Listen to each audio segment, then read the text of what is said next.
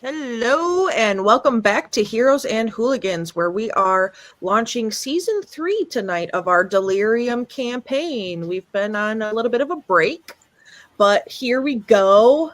We're doing it. We're getting back into it. I have my wonderful party here with me this evening. Daruk played by Chip, Loki played by Riley, Arthur played by Drew, Scrimmy played by Destiny, Fiora played by Don, and Celine played by our resident microwave, Kevin. So, Beep, beep. at the end of last season, I'm going to do recap this week because we've been on a little bit of a break. But at the end of last season, the party had just finished completing their very first actual mission as wardens.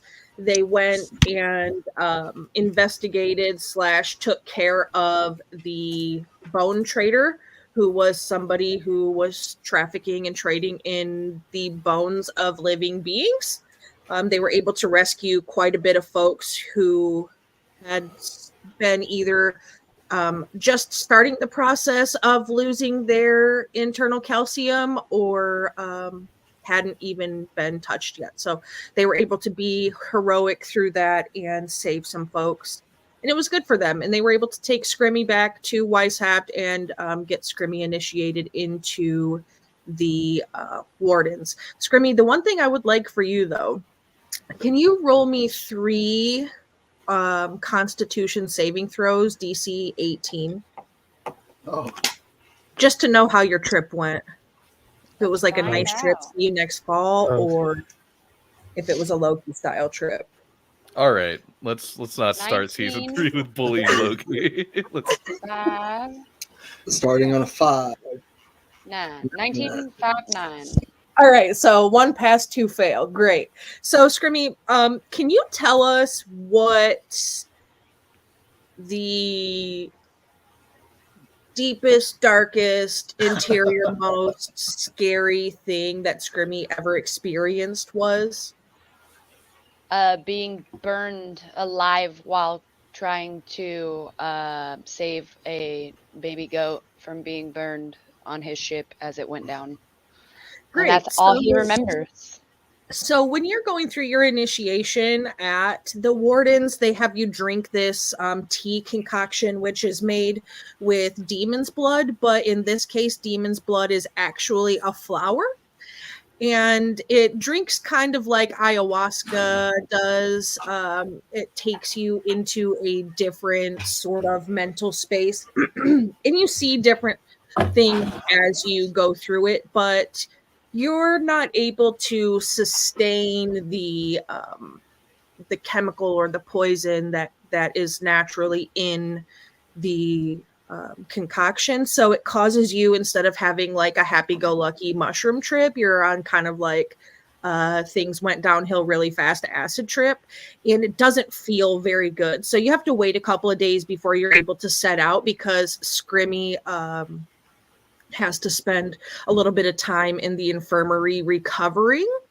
You're not the only person in the party to have a terrible experience. You're the second person in the party to have a terrible experience. Everybody else did just all right with it. But after that, you know, you're initiated, you're fully in, everything is good to go. It wasn't as fun as you thought it might have been. It wasn't like bourbon flavored mushroom soup. It was a little bit worse than that. So you're able to get fully initiated. You're handed some new gear. You're able to go to the quartermaster if you need to update the gear that you have. Maybe you were in common leather armor, but you would like to be in studded leather armor. You're able to do that. Update any of your weapons. Refill your healing potions if you need to. Healing potions, when you as a party buy them in Weishaupt, only cost you 25 gold instead of 50, where they're 50 everywhere else, which is standard price. You just get a half off discount at the quartermaster there. So that's kind of how all that stuff went. And now you are out on the road from Weishaupt to Liesech. You're on your way to Liesech because Liesech is burning. By the way, Do what? I was just letting you know I'm picking up 3 healing potions. Sure. So to be 75 gold, you can easily exchange that. You're on your way to Liesech because Daru has informed the captain that Liesech is on fire. My family is there. I really need to check on them, make sure they're okay. Last I knew, my daughter was investigating, and the captain's like, you know what, we're a family place. I understand. Go ahead and go. But as far as the rest of you know, it's an actual warden mission to go there, because that's what Daruk told you. So you set out, you're able to go. It's just like a 3-day trip down the mountains out to Liesech, which is a city on the coast. If you've never been to Liesech before, oh, it is a wonderful, lovely, great vacation home. It has 5-star accommodations if that's something that you're interested in. The food is great. The people is great. There's absolutely no disease or eldritch evils operating in the area. None whatsoever. It's perfect. Awesome. It's a huge relief, actually. Yeah, it is, Arthur. It's a very huge relief. You're right. It's going to be great. It's going to be awesome. Liesech is one of the only free cities in all of Atharis. It's not part of Burak or any of that. They went against it, actually. They have a huge, you know what I'm trying to say, harbor. They have a huge harbor there, and I don't know. It's a great place. So you're on your way, and that's where I'll turn it over to you. You've got 3 days travel. We don't have to make it a long travel. It's going to be fairly quick. Daruk knows a fast way to get there. He's traveled all through the land here, knows where he lives, how to get there quickly, so on and so forth. So we're going to go with that. But yeah, we'll come down from the road to the Rock Teeth Mountains. Rocky Road to Dublin. Just for our people who know Dragon Age but don't know Grim Hollow that well, Liesech is the free city of Kirkwall. yes, Dragon Age. essentially yes. Liesech is essentially Kirkwall, correct? Some differences, just a few. Nothing too big. Yeah. But yeah, as we come up the road to the city, are things still burning somehow? You do still see in the distance as you're coming down through the mountains and such, you see smoke rising from the city. And given that you live in that area, Daruk, you can tell that the smoke rising is still it's in the area of the Belfry. The Belfry is a very big place. It is the biggest place in Liesech. It is a huge stone building. So you could assume that it's maybe smoldering still or such, because there is caverns and tunnels and things below. So it kind of is still on fire. Looks like there's still fire in the catacombs. I'd cover you. If you need to breathe, I'd cover your nose and mouth. Daruk, you have the specifics for this, right? For this mission? Primarily information gathering. One of the carts passing by, delivering us, in fact, actually, saw the flames, and the captain wants to know what it was and if it needs us.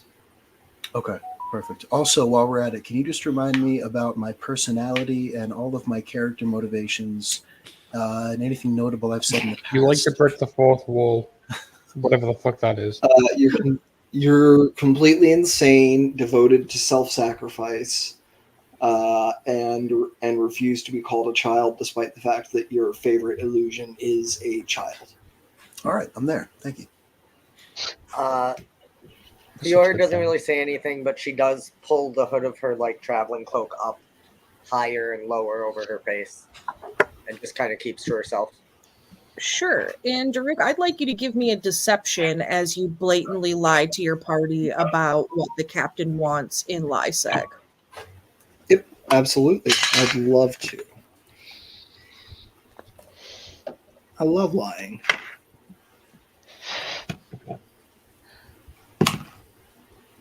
24. Okay. If anybody is actively trying to discern whether Daruk is telling the full truth about the mission or not, you can roll insight. Aside from that, you'll take your passive. 24 is pretty high, so I'm not sure any of you have a passive insight of 24. Maybe Loki, because insight is kind of part of your shtick, but Just a passive 19 there. Passive 24 Yeah. on perception, though.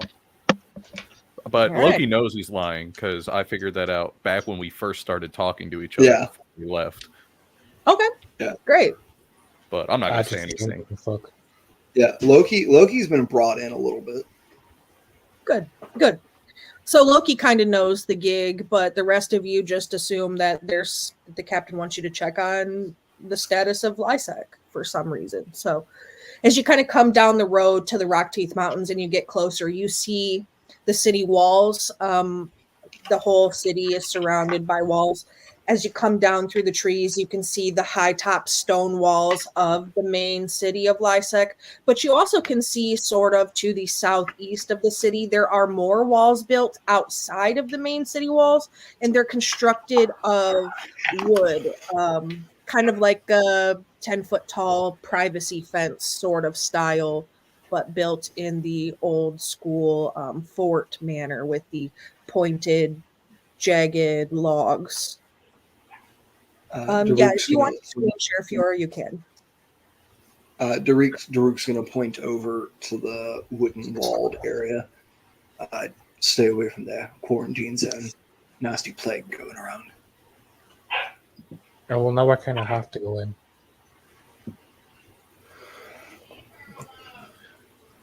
Well, I guess we better go to where there's the most fire. Yeah, as you get closer and you come to the gates of the city, they're sort of guarded, not like heavy military guard, but just like a couple of small town guards standing there. And when you approach the gate, they let you know, hey, you're more than welcome to come in. Just understand that part of the city is on fire and you need to kind of stay away from that area. Aside from that, we still have the docks working. You can still attend the Froth Church, and Jeffrey, what's going on? It looks like the belfry's burning.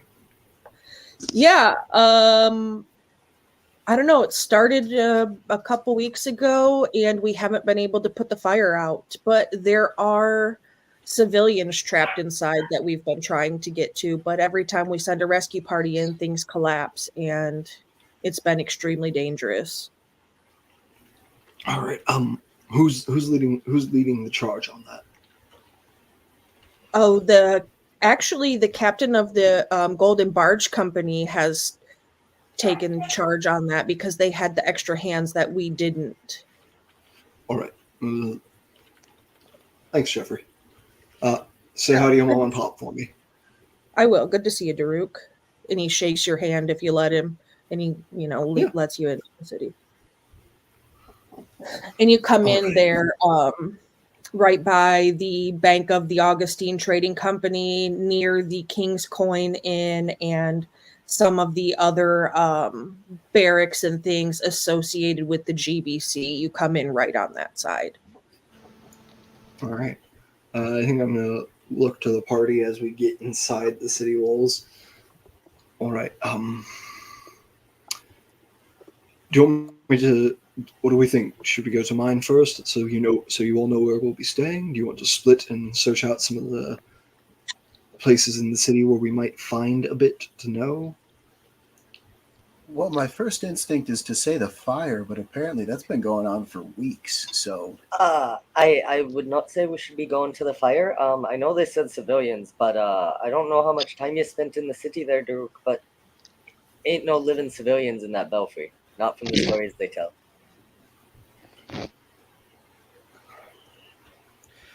super curious.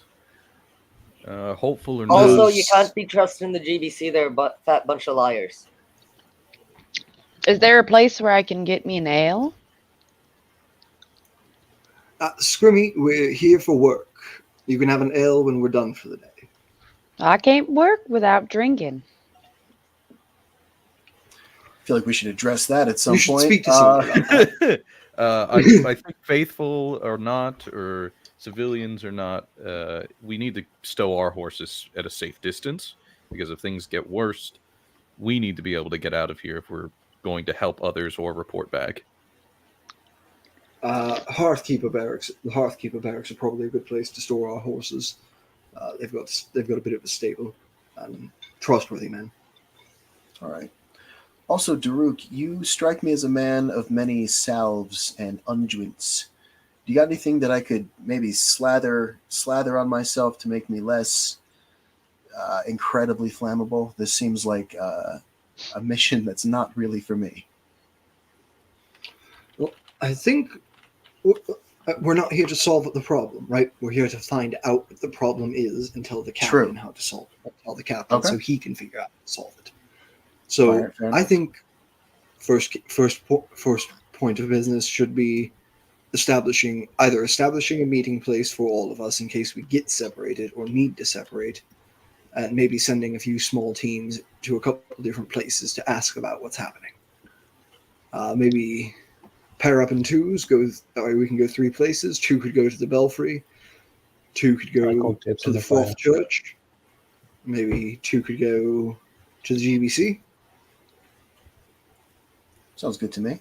Save yourselves. Be that way. Save thyself. I mean, I'm happy to make up a cell for you if we need to go into the fire. All right. We'll cross the South Bridge when we get there. You're right. You seem to know the city the best, you and Fiora. So wherever you say is a good spot to set up base camp is fine with me. We could just meet in the gardens, right? That's up near the gate, kind of. They're a bit north of us here, I guess, just behind the bank there. The gardens are just open gardens. I worry, and I look around, I worry some of our party might not fit in the luxury district quite well. Well, I got me a nice new suit. I'm looking at literally everybody in the party, including myself. I mean, that's fair. And if we're being honest, Fiora would not have suggested the gardens, if I'm being honest. I did not look at the district. Fiora would not have said the gardens. Yeah. Maybe Path of the Faithful down in Hammy downtown. Maybe. Or somewhere in the old market district. I mean, we could. That's like Path of the Faithful is like homeless row for Liesech. I mean, here's my problem. Couldn't we just, go and see your house and then that could be our base camp? Well, that's fine. I'm fine with that. Right, then we all know where it is and then it's not around in the city and no one's just wandering around the city alone. It sounds like a plan. All right, so you've decided to go to Daruk's instead of stay somewhere interior Liesech. Yes. Okay. As you kind of get traveling through the city, Daruk sort of leads the way as he's most familiar with Liesech, that most of you are aware of. I think we agreed to stable our horses. I don't know if you were back for this, but at Hearthkeeper Barrack. Okay. I figure I've got a button there who will let us put him in for a couple of gold. Yeah, it shouldn't be too big of an issue. Like I said, you're from relatively close to this area. You're in town quite regularly.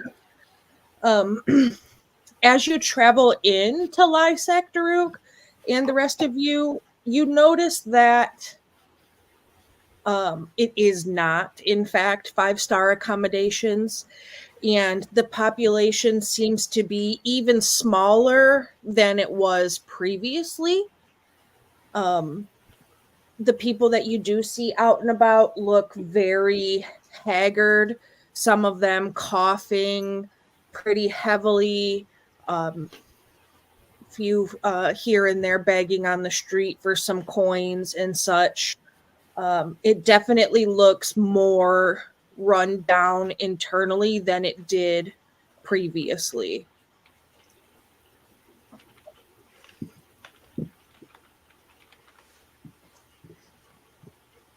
But you can, in fact, stable. How many people do we pass that seem like they're like ill on the streets? Can I make like a medicine or an insight or something? Yeah, you could. Okay. It's a quite a handful. Okay. Yeah, can I do a medicine check as well? You can. Do you want Fiora to make some kind of check to try to avoid notice and stick to shadows as much as possible? Yeah, you could roll a stealth, absolutely. 24 medicine. 24 Nat medicine. 20. And what was it for Arthur? Nat 20 for a 25. Oh, hell Okay. yeah. Nice.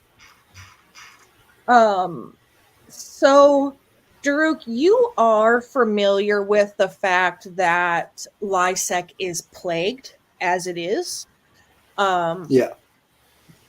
The I'm trying to see if coughing- there's anybody here who looks like they're just sick, not undergoing the plague, rather. It's well, more specific. so as far as you know, they usually put people off into the quarantine zone if they're diagnosed with the plague. But once you get over to Hearthkeeper's barracks, you notice that they've opened up a section of the quarantine zone to come out past the Sparrow's Nest, because it seems that the population of plagued individuals has about doubled since the fires started in the Belfry. So the ones that you come across seem just very sickly, not necessarily that they have the plague, but they are very immunocompromised and could easily contract the plague. All right. Daruk looks around.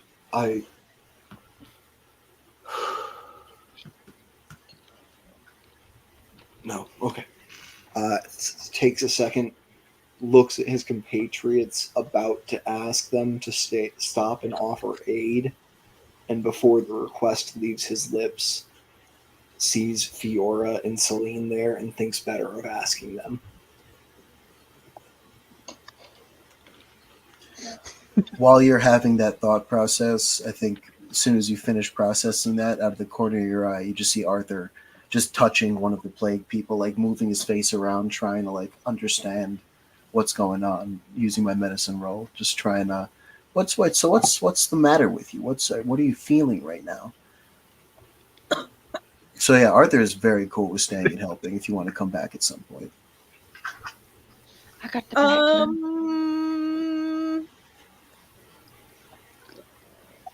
back. They seem to have some fever going on.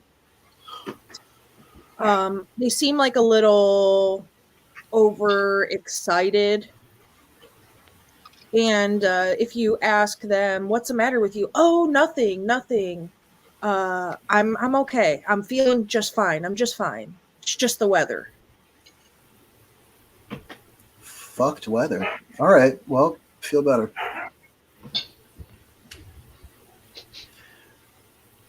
I will make a note, I guess, of where in the city we are so I can find my way back here. Do you have anything to drink? I'm extremely thirsty. Here, fine. Oh. Yeah, And I don't do that. I hand over my water skin. And as they take it out of Daruk's massive hand and their hand makes contact with mine, I'm going to burn 5 points of lay on hand to try to cure disease. I think Daruk knows that typical magical healing doesn't work on the plague, but why suffer from more illnesses than just that if they don't have to? Sure. So go ahead and burn that. And the gentleman who takes your water skin that Arthur was speaking to and, checking out, he takes it and he's so ravenously thirsty that a majority of the water doesn't make it into his mouth, as he kind of tips his head back and dumps the water skin like right into his face. A lot of it just kind of splashes out. And he's just, oh man, thank you. That wet my tongue so well. Thank you very much. I'm still very thirsty. So if you ever come back by, if you could bring more water, that would be great. Keep the skin, friend. Let the rain fill it for you if you need to. Oh, okay. Okay, thank you. Arthur, you're over near the Hearthkeeper barracks area. Between Hand-Me-Down and Hearthkeeper, I would assume this is where you're going to come across this individual. Okay. Yeah. Does it look like Hand-Me-Down has been walled off at this point? Yeah. Okay. A majority of that area, including the Temple of the Four Divines and the Path of the Faithful, pretty much everything southeast east of Hearthkeeper and the Froth Church is in a new makeshift sort of area.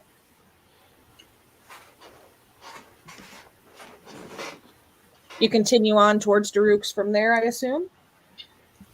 Yeah. Yes, indeed. So, All right. So you head up through the market. The market's fairly empty. There's only 2 shops open, 2 stalls in the market open currently. There's one operated by a slightly elderly gentleman, maybe not even elderly, more like seasoned. He wears brown leathers, and he operates like a small little weapons booth. And then there's one that has different herbs and plants run by an older woman. Those are the only 2 open in the market. As you pass through the market, you go past the Pig's Tit and sort of out that western gate there. You go out the gate and up the road past the Outlanders outpost, and you find yourselves up at Daruk's home in the top northwest corner of the map. There is a little marked house that says Daruk's home. Yep, there you are. lovely. In passing through the market, you can see the belfry is still burning in some places, but mostly smoldering. And you do hear some talking and noise and crackling. And as you're just getting ready to go out the gate, you hear the whine of something as it begins to fall over in the crack. And then the sort of explosive noise Rox makes when it hits the ground from a high distance. I think Fior wasn't me. shivers as they pass by the belfry and hear this behind them. I had nothing to do with this one.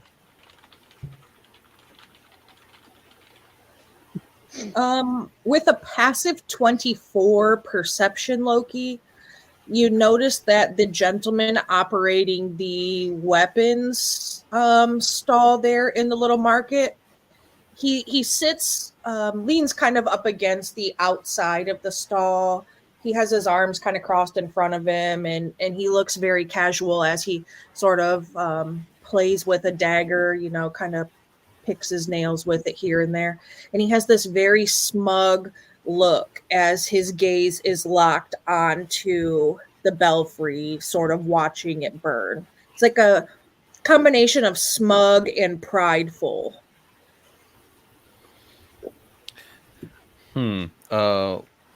Loki will loosen the bandana that he's tightened probably 5 times over to avoid sickness as we've ridden in here.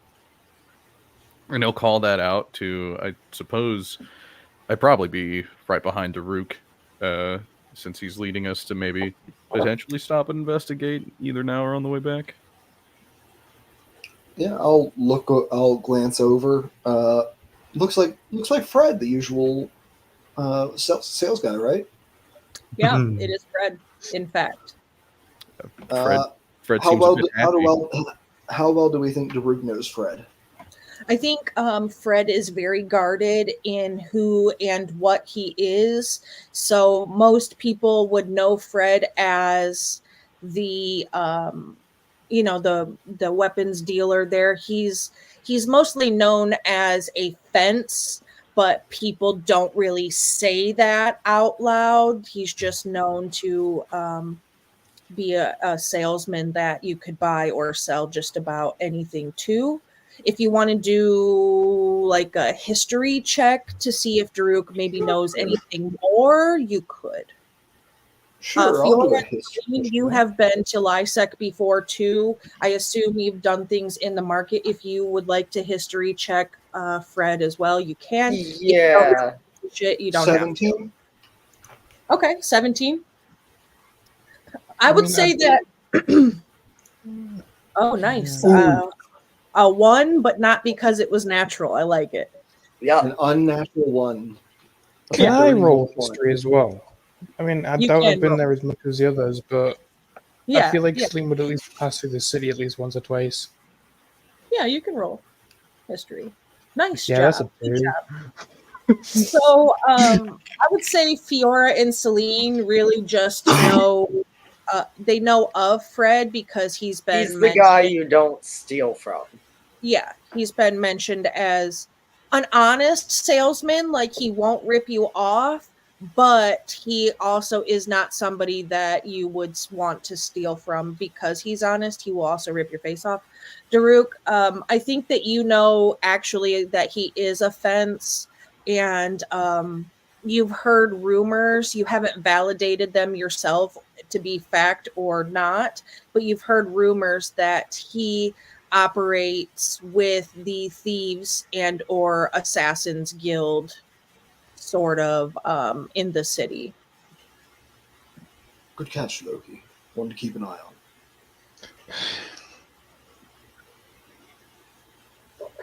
on. And I give Fred a wave as we continue to walk away. I think Fred does sort of a offhand salute to you, like a "Hey, how's it going?" sort of thing, and then goes back to picking his nails as he watches the belfry burn from his stall. And you're able to pass the Pig's Tit and head right out through the old market district, through the west gate, up the path past Outlander's outpost and to your home, Daruk.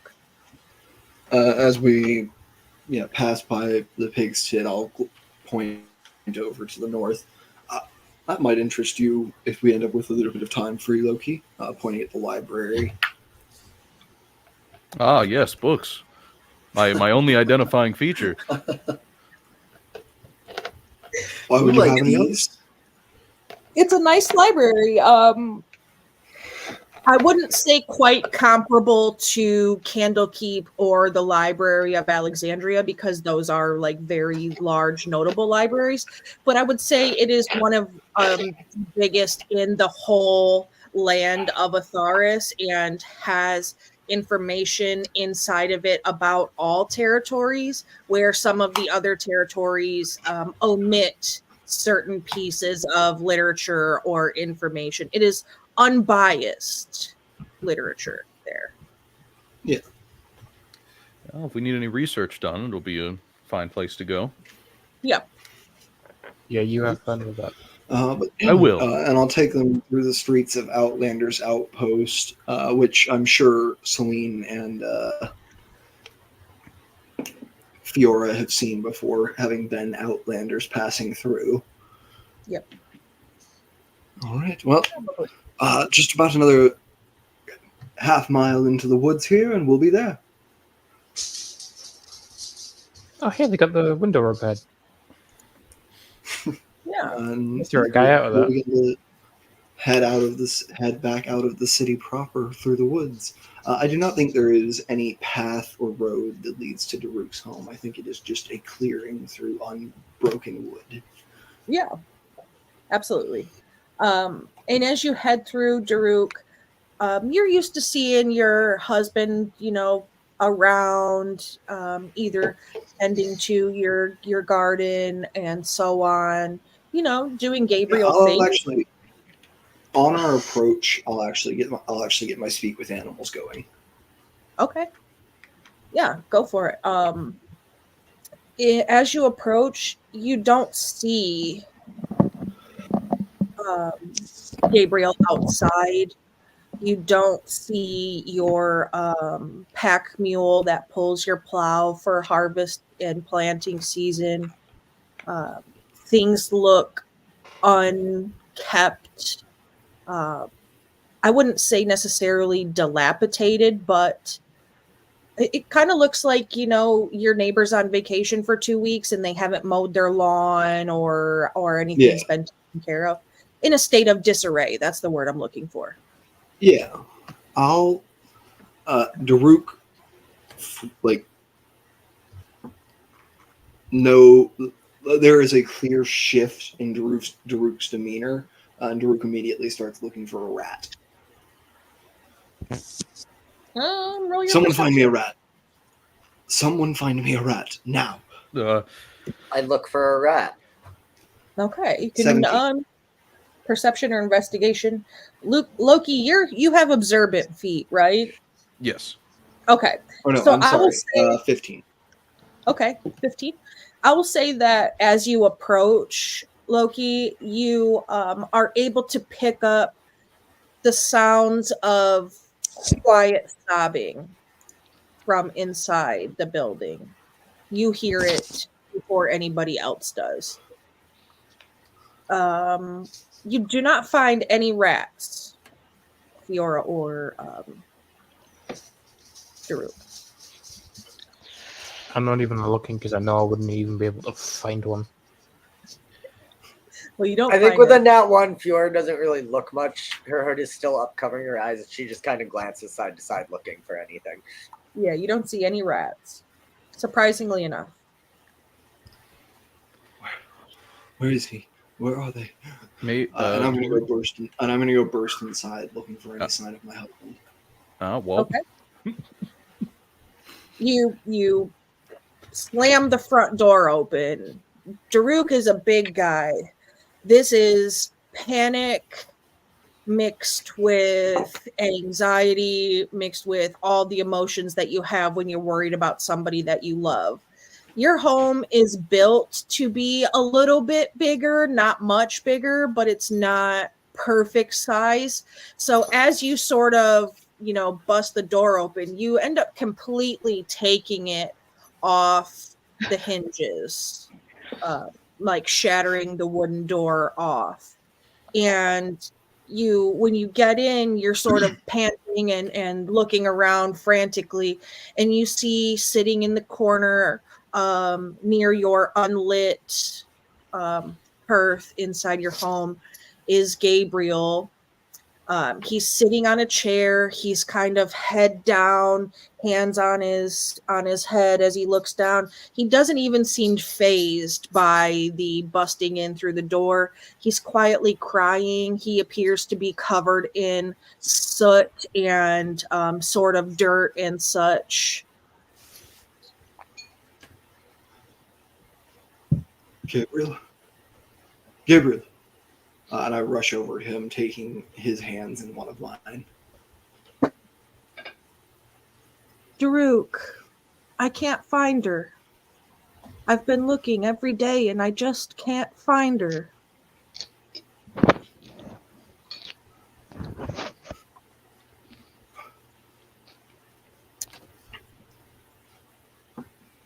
Was she there when it started burning? Has she been home since? She hasn't. She's inside somewhere, and every time I go in to look, something else collapses, and I hear all kinds of screaming and cries for help, and I can't find her. He seems to be sort of in a shock, in a daze. You can see the dust and the soot on him. It doesn't look like he's bathed. He smells of smoke, and even the damp rot of the inside of the belfry kind of permeates through his clothing. I'll find her. I'll find her. What if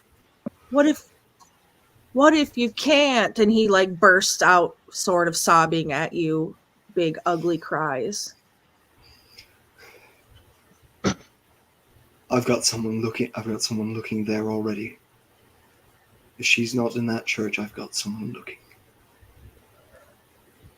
And they will find her. You're going to come back to me, right?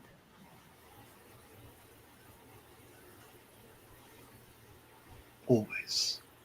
I can't lose the both of you. You won't have lost either of us. It's okay, Gabriel. You have to bring her home, Daruk. I tried. I can't find her. And he kind of goes on this loop of I tried, I can't, I tried, I couldn't, sort of. Hey, Gabriel, where are your rats? I don't know.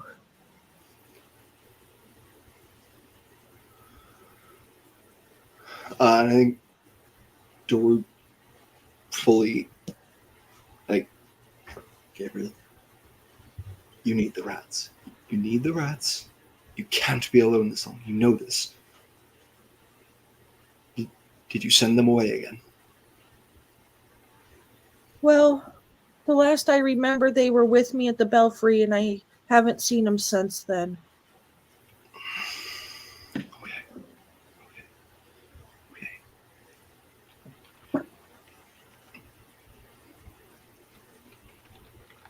I'm gonna find our girl, and I'm going to bring her home. Where's the mule, Gabriel? I don't know. I don't know where anything is. I can't find her. I can't find her. I looked and I tried and I just couldn't find her. Yes, darling. Hey, Gabriel, it's okay. She'll be home soon, remember? Okay. Do you want me to make you some soup? No, what? Gabriel, why don't you go to the bedroom and why don't we say our prayers and take a little nap? That always makes you feel better, right, darling? Oh, I suppose. Should I take a nap when I couldn't find her? That's not right. That's not very Hey, fatherly Gabriel, of me. Gabriel, you need to sleep now, remember? Just as much as I. You won't. How many days has it been? He just kind of looks at you with a blank stare. You can see the tear streaks down his face. It's the only clear lines on the soot-covered face of his, just the two clear lines where the tears have been consistently falling. Gabriel.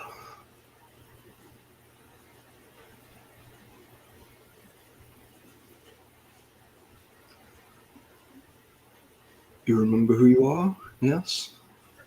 Something beyond beyond the momentary purpose? I don't really know anymore. Daruk. I'll go lay down now, like you said. Gabriel, remember, you are Gabriel, angel of compassion for the small. And remember, you're one of us small things now, darling. You have to care for yourself. You can't. I will find her, and he will find you. Right? Okay. I believe you. And he just kind of shambles off to the bedroom. Doesn't even bother to shut the door and kind of just face plants down on the nice, beautiful handmade quilt that's on the bed.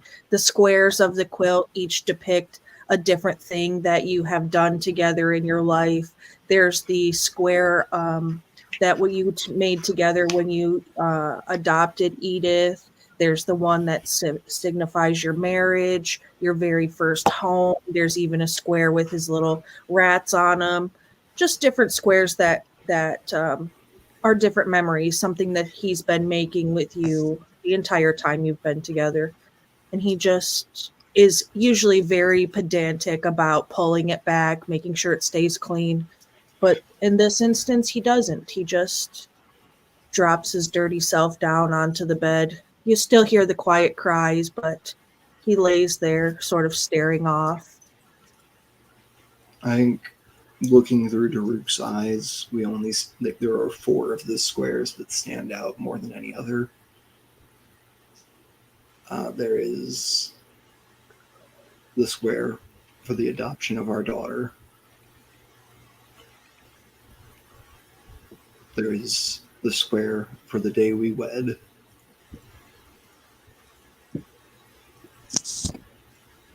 The square that shows the 2 of us running and running and running from the Inquisitor. The last time that I saw Gabriel this bad with singular purpose. And there's the square depicting our daughter's first death. Yeah, so those things really stand out to you. Go ahead and give me a wisdom saving throw, just to see kind of how Daruk is managing, how level-headed he will be going into this. Sure. You want that at a plus 12, right? I want it at disadvantage in a DC 22. Oh, fuck you. I rolled a nat 1 on the first one anyways. I had to brag. All right. Well, so Daruk isn't really thinking very clearly right now. It's Daruk has become very single purpose, seeing his husband in shambles like this. It's been a long time since you've had to see him in such a state.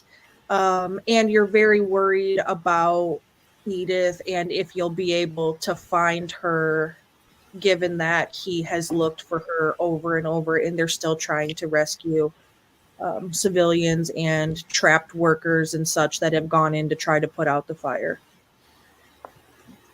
I'm going to ask the rest of the party, has anyone followed Daruk into the house?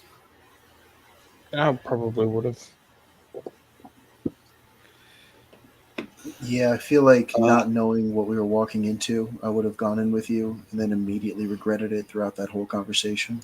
Loki definitely would have tried to like keep us towards like the door, maybe just like right outside the front once we realized what was happening. Well, Screamy had no idea what the whole purpose of this trip was. He's just along for the ride, so he's been nosy this whole time. He's not in your house, but he's definitely close to you by the door. I'm like a foot in the door. Just standing It sounds like Selene and Arthur actually walked into the house, and then Loki sort of like stood in the door, blocking anyone else from actually entering. And then Screamy's like over Loki's shoulder, listening in. It sounds like. Yeah, that's exactly. This whole like distraught like self is like visibly, anyone can see it. Yeah, Daruk is large. Daruk, you can definitely see Daruk through the down door. Yeah, everyone can see this. It's not a big house. The house is hardly more than a hut. There are 2 bedrooms and then 1 open area. Yeah. And I think Daruk, you see Daruk turn around, look at Arthur and Selene. Out. Now. Get out. Get out! We could stay somewhere else.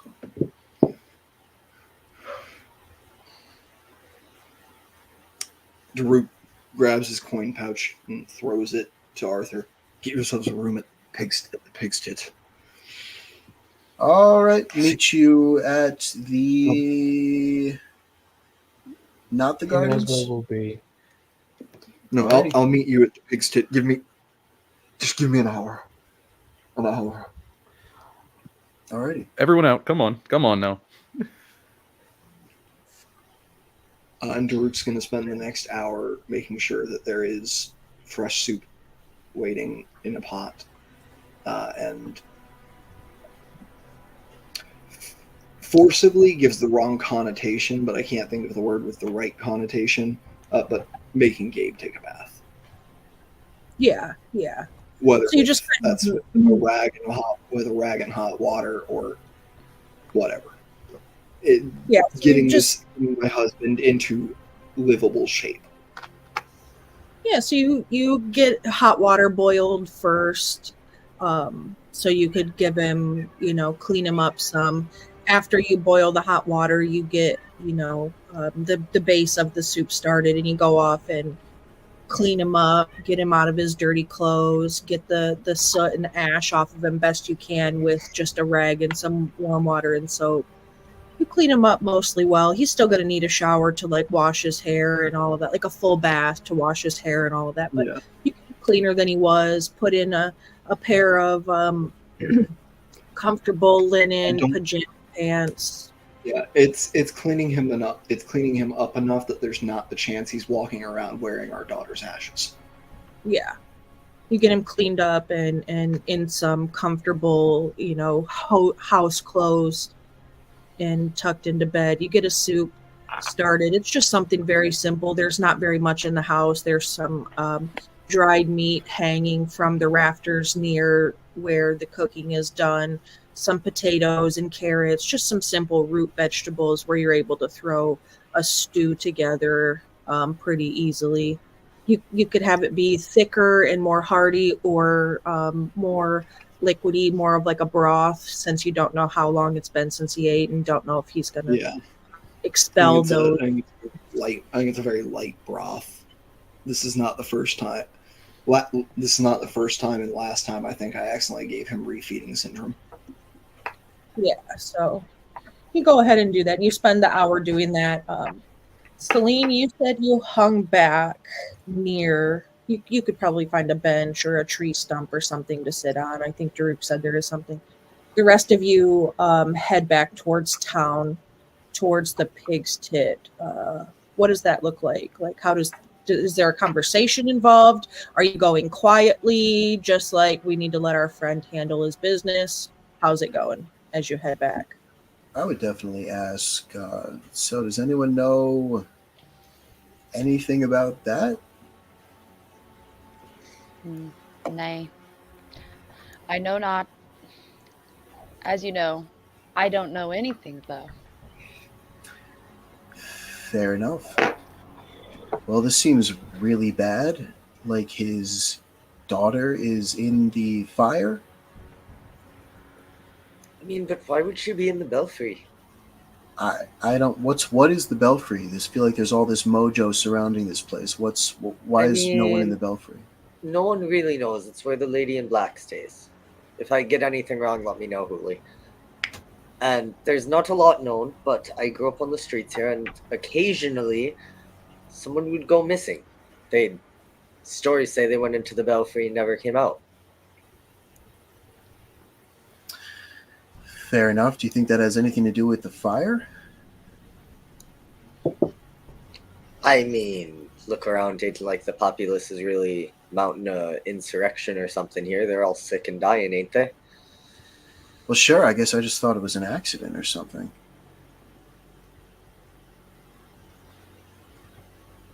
Either way, I mean, we'll deal with that. I guess my thing is, as far as I know, it's not a place you go to willingly, so I'm kind of confused why his daughter was there in the first place, but that's not really here nor there. Yeah, and maybe you could find out once you get to the Pig's Tit why there are more civilians inside than there have ever been previously. That's information you could ask when you get to where your room is going to be.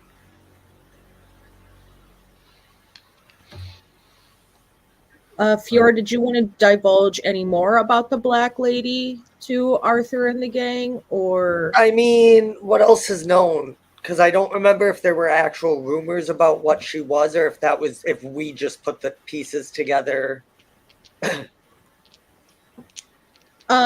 So majority of people know of the cult of the Black Lady. The High Belfry used to be a place that was sort of like a town hall, sort of like the city's interior keep and such, where they used to have like the offices and so on. But the Black Lady moved in there long ago, and she has rumored to be a vampire and have vampire flunkies under her. There's a cult of fanatics that bear the name the Cult of the Black Lady and control the central sort of area there where the High Belfry is. They don't really ever let people in or out. They're rumored to be involved with the missing of several folks in Liesech over the years. It is said that they would hunt for people who were not infected to steal their blood and serve it to the Black Lady, but nobody's ever gone in and come out alive to confirm or deny as far as you are aware. Yeah, so picture all of that was also conferred in the creepy Irish, like, ghost story style. You know, the Cult of the Black Lady, she stays there and people go missing, and it's said that her followers bring them in and make sure they're not sick so they can feed her their blood. Oh, Well, if it's a vampire thing, that I really don't know anything about that. But I thought was hoping for like a exorcism type deal. I've always wanted to try my hand at it, but I guess we'll find out one way or another. Well, I mean, there's the old haunted manor out on the out in the bay. If I don't get to do an exorcism before we leave the city, I'll be shocked. But neither here nor there. There is the Bowengrot Manor in the bay. Correct. Fiora would know. Daruk would also know, even though Daruk's not with you, that Liesech used to be sort of ruled by the Bowengrot family until they were all killed. And it's been sort of a mess in Liesech ever since. The plague outbreak, the lower population, the problems with ships getting in and out of the bay, the trade hasn't been as good as it used to. It's become very impoverished because they're not having the income that they used to, or the leadership even. There's different parts of the town run by different organizations. So up in the luxury district near the gardens and so on, that's run by the GBC and the Augustine Trading Company, where the bank is. They kind of handle all of that. That's where the most money is, and they are the richest organization in the city. Okay. So what you're telling me is that manor is ripe for a motherfucking exorcism. I mean, yeah, I mean, the Bowengrot family was all killed, and violent deaths cause vengeful spirits and all that. It's a very much a place that you could investigate at any point in time, whether it's before or after the Belfry. It's totally up to you. But essentially, like, Fiora answers any questions, but other than that, just relatively leads the group to the Pig's Tit, which isn't that far from the western gate. Yeah, the west gate. From the west gate. It's not very far from the west gate at all. It's in the older section of town. It's one of the more seedy locations. It's not regulated by the GBC or the Augustine Trading Company, so the operations in and out of there are a little different. It's a known meeting place for... Go ahead. It's like right there on the border of Poor Man's and Old Market, yeah? Yeah. It's in between that. So there's like a blacksmith. The library is there because it's the old section of town and they never moved it. And there's like the Poor Man's District in the north and the Old Market District in the south. So it's like kind of right there in the middle. A known meeting place for folks of the Thieves/Assassins Guild as well. So on. Loki, you better do the talking. I made that assumption already, and I'm already coming up with a few ideas on what we should probably be doing. The cop-out answer is we call base because this was an information mission, not a save people from infection or fire or investigate haunted manor mission. Though I imagine we're going to do at least one of those things because one of our companion's daughters is potentially in danger in the fire. At the very least, we need more info. Yeah. I mean... I don't know. Fiora's just staring off, listening. I have a few ideas of what we can be doing. Fred, I think his name was. I'll see if I can get some information from him. Sure. And, past that, working just to shortcut it, working with Fiora to get an understanding of like what is in town and what the layout of like buildings are, just to say we have the map knowledge, right? Yeah. Like Fiora, general. The only places Fiora really wouldn't know that well would be the actual luxury district and gardens, probably. Perfect. She's interacted with the GBC a few times, although she will pointedly say she's not going anywhere near them. Perfect. What I saw from hearing what I've heard of the map, the Shop of Wonders may be a place to visit for those of us that are not so flame attuned. If we are going to end up into the fire, perhaps some potions of fire resistance would serve us well. Mm-hmm. If not that, maybe something. If the mages, presuming it's a place of mages, it could very well be a novelty shop and a waste of time. It's a close-up magic shop. Out of curiosity, How much gold do all of you have? I have Daruk's purse, so however much is in there. About 90 gold. Oh, all right. You all have Yeah. a bit more than I do. That's About good. Okay, I 45. was just making sure. Daruk's purse has 50. Daruk's purse has 52, I think. Okay. Did you get paid for your last job? Did I make sure that you got that or no? I have about No. 42 gold pieces on my sheet. I don't. No, we did not. Okay, so you would have gotten paid upon returning to Weishaupt. You would have gotten paid the initial 600 for the job, 100 apiece, but you also got paid an extra 250, so you got 850 gold total as a party for saving all of those children, including the child of the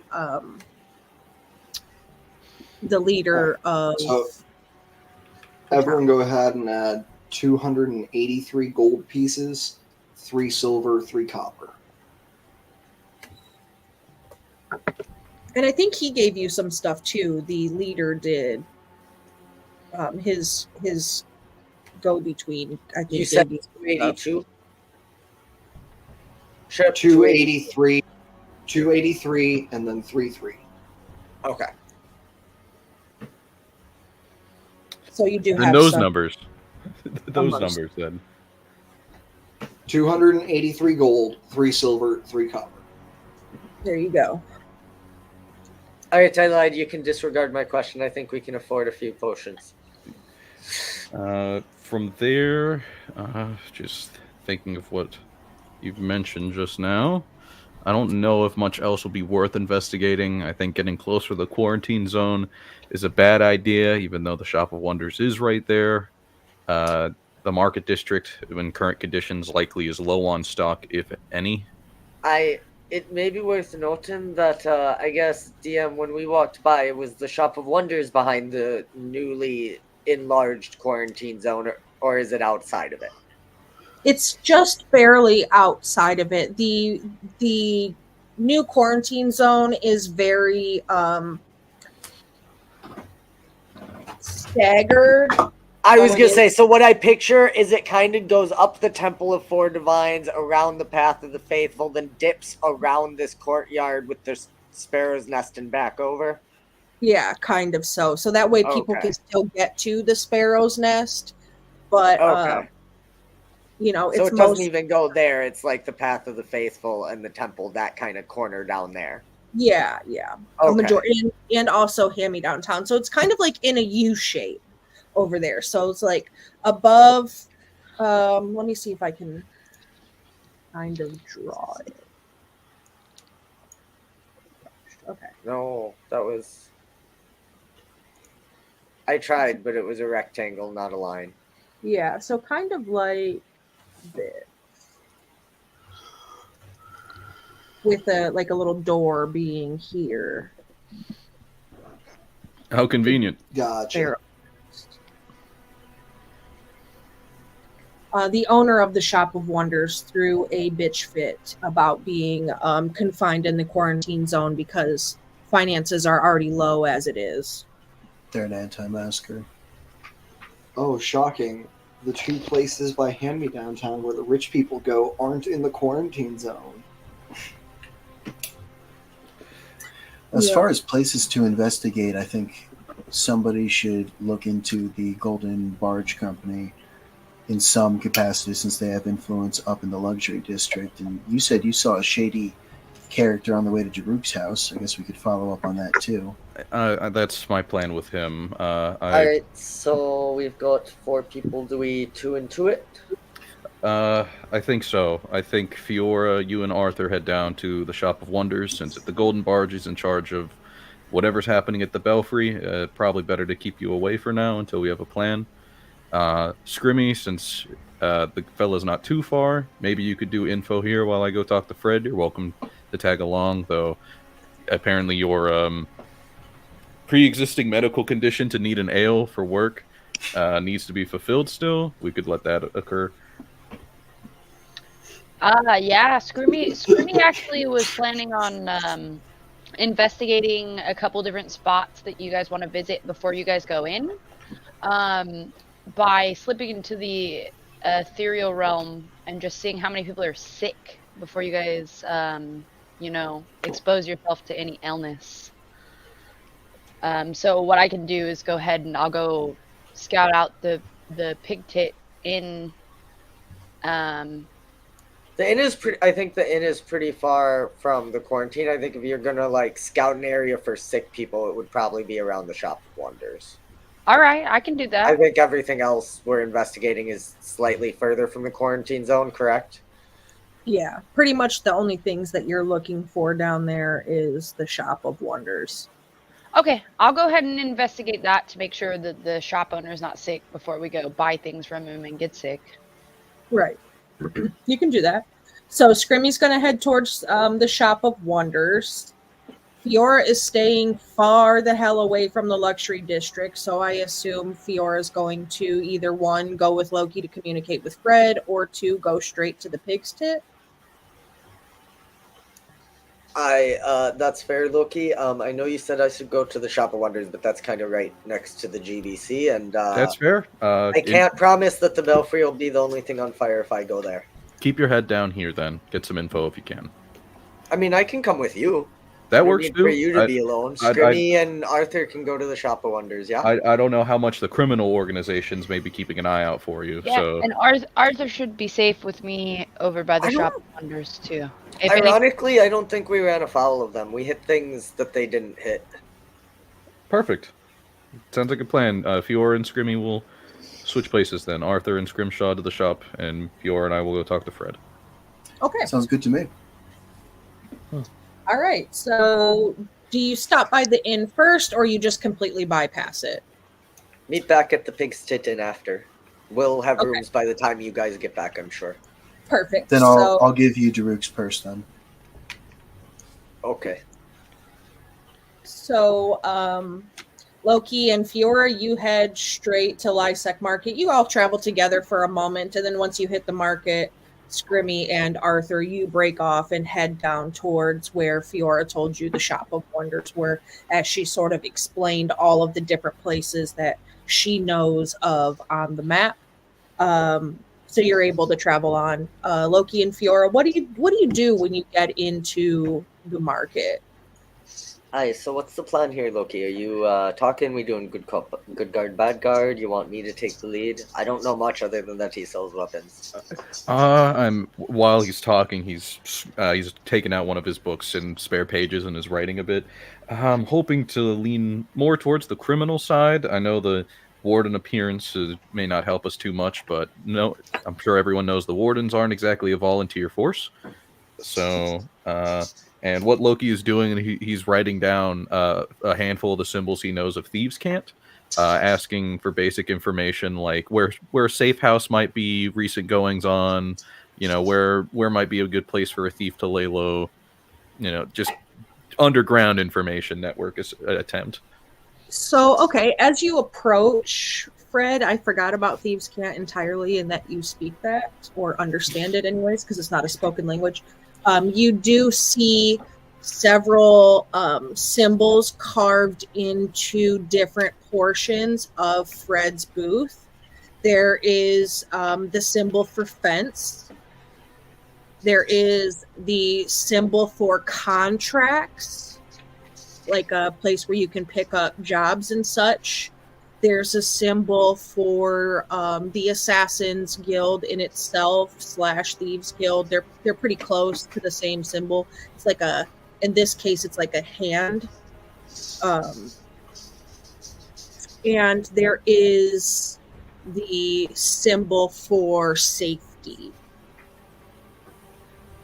like indicating a place where you could get safety. So you with your high passive and your observant feat, you would be able to pick all of those out as you sort of pay closer attention and approach Fred. Well, plenty of information already, Fiora. Let's see if we can get a bit more. Feel free to follow your gut. I trust you in your own city. and we'll make our approach. Yeah. What do you say when you approach? I'll get up to the stall, eye everything. I mean, what is the inventory like? It's a weapons stall, isn't it? Yeah, it's mostly weapons and some few bits and pieces of armor, and then a couple of like trinket bits and bobs, which look like they've been sold there. Some daggers, some swords, a shield or two. It's like think of like you're walking up to a wooden sort of booth, and there's things like kind of hanging around, like if you go to the fair and they have those booths that you can walk in and walk like around the table in the middle, and they have all the things on the edges, sort of like that. So everything's like kind of sectioned off with like finesse weapons being in one section. There's bows hanging, just different stuff like that. A couple different kinds of armor. You don't see any potions or anything like that, but you do see like a section on the table in the middle that's full of trinkets. Fred's booth is the one there. It's the green roof. It's in the U shape as well. My fire is over top of it a little bit. Gotcha. I'll be polite and I'll grab one of the more interesting looking trinkets and a dagger to pick up.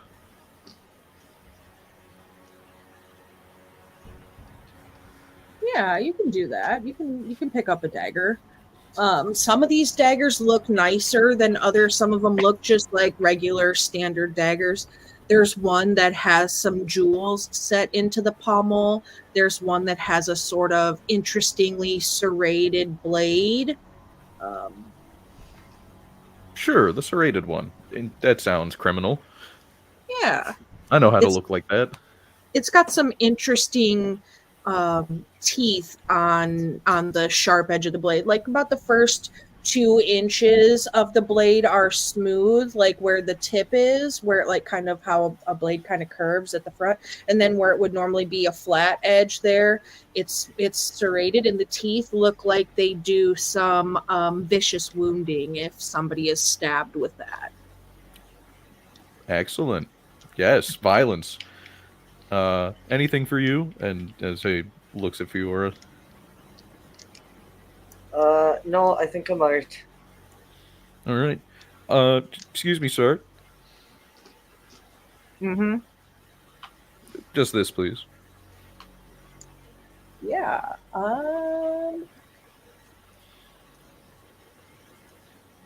Hey, how much it is? 1 second. Wow, the exact amount of gold in my pocket. How convenient. Ha ha ha.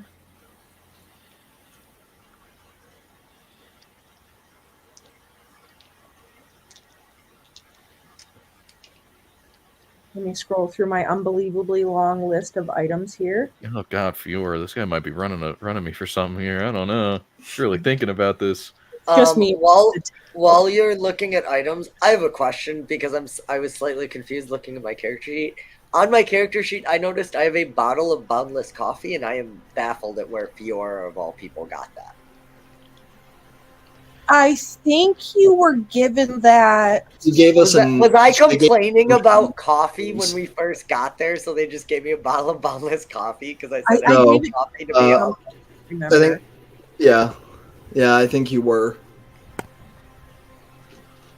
That makes more sense. Oh, I thought you stole that from the Bone Trader. This particular dagger that you're holding here, Loki, costs 11,000 gold pieces. Ah, well. I'm not sure this should just be out to grab then. How about a regular one? Quick, Loki, take it. I'll distract him. Knowing Fred, it's not just out for grab. Yeah. Fred is Fred. What's He's the not sleight of really- hand DC on that? It's very high. 37. Yeah, it's very high. Oh, Fred boy. is a level 20 rogue with some legacy stacked onto him. So Fred's you scary. just want to different kind of dagger here. Just something I could afford, please. I don't care about what I'm buying. Doing a level 20 I want to hand in my note. Hey, at least you didn't walk into a shop and instantly grab the artifact. That's fair.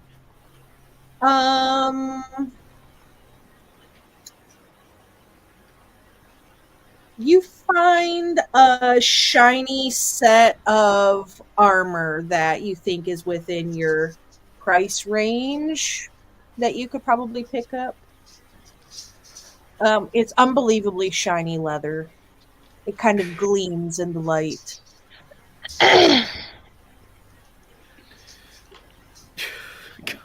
Sure, I guess. Looking a little shiny. I don't know how much what is a regular dagger, like 20 gold or some shit like that. You could just do a regular. Please, please, I I beg just you. have my magic items list pulled up here for the other one. I have 5 gold. What can I buy, please? Yeah, just I think Me. her dagger is like something like that. Yeah, I think a dagger's 5 or 10 somewhere in there. I didn't have smart brain operations and have open my shop list. So there's that. Dagger. Simple melee weapon, 2 gold pieces for just a standard here. Fantastic. I'll get a basic, normal, not 11,000 gold dagger and give him 3 gold with my note as well. Yeah, and what did you say the symbols on your note were? Checking for just like information of recent goings-ons in town. Maybe seeing that there was the contract thing, I might ask about what contracts are available. Okay, so local info, contracts, and I think you said something about like a safe house or something. Yeah, but you said that he has the safety symbol, so yeah. Okay. So he takes the 3 gold. He kind of looks over the note from you and says, "Meet me at the Pig's Tit at 10 p.m. this evening." thank you. And I will walk away with my coin person tag. Yeah, absolutely.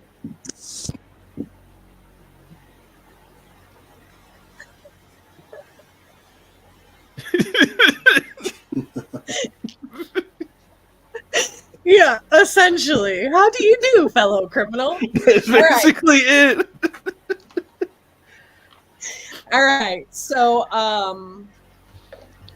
Scrimmy and Arthur, you head down through the market and around the quarantine zone to the little shop of wonders. It's dimly lit inside. It looks like it's lit by some candles inside. It's a very small shop. It has a sign that hangs out in front and the sign that kind of hangs. It has a cauldron with some shooting stars above the cauldron where it says Shop of Wonders. And the sign on the door says open, but it kind of hangs crookedly. Awesome, yeah. We will All right. go in. Arthur, are you able to get sick?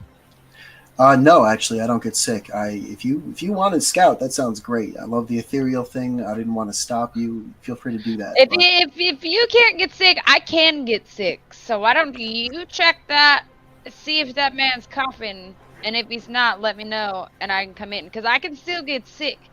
Okay. And I'm not too sure I want to get sick. I was just trying to make sure nobody else got sick, because this is kind of scary, you know? Yeah, I ain't never seen nothing like this before. Yeah, I look at your half decomposed, exposed skeleton face, and I'm like, yeah, wouldn't want you to get sick, Scrimmy. Yeah, I'll go in. And what do I see in there? Yeah, you walk in. Like I said, the shop is very dimly lit. There's a couple of candles throughout the shop. It looks like there's a sort of chandelier of candles that hangs from the ceiling, though they're not lit. There is a young woman actually behind the shopkeeper's like sort of counter there. Around the shop, you see a section that has bottles of different color liquids. On the other side, you see what looks like one of those candy bins that you use the scoops to get the candy out of, except for it's different, like ground Components and up stuff.